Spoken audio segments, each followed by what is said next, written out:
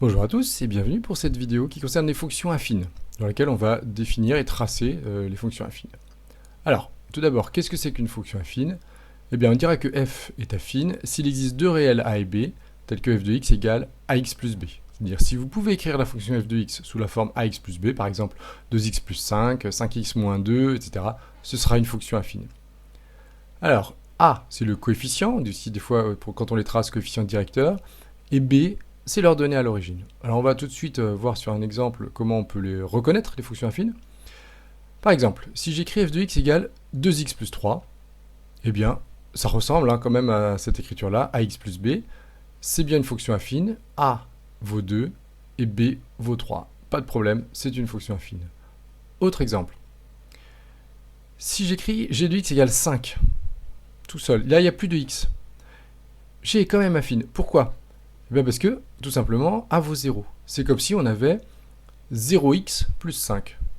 Donc 0x plus 5, c'est bien une fonction affine, pas de problème. Voilà, maintenant un tout petit peu plus compliqué. Si on a h de x égale 2x carré plus 3, bah, à aucun moment vous pourrez écrire sous la forme ax plus b, puisque vous avez x au carré.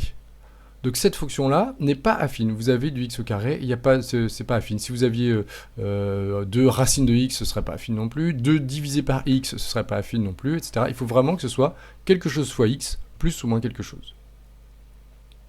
Voilà. Alors, la chose importante à savoir quand on trace une fonction affine, c'est que quand on la trace, c'est toujours une droite. Donc là, c'est les seules fonctions qu'on tracera avec la règle. Les autres fonctions, on les trace à main levée. Alors, si a est positif, la fonction est croissante. Si a est négatif, la fonction est décroissante. Et si a est égal à 0, alors la fonction est constante. Je vais assez vite puisque c'est des choses qui normalement ont déjà été vues. Tout ça. Donc, si je fais un schéma juste pour représenter un petit peu, vous avez un repère ici, et puis une fonction ici qui est croissante. Donc, a est positif. Voilà, si a était négatif, on aurait quelque chose dans l'autre sens.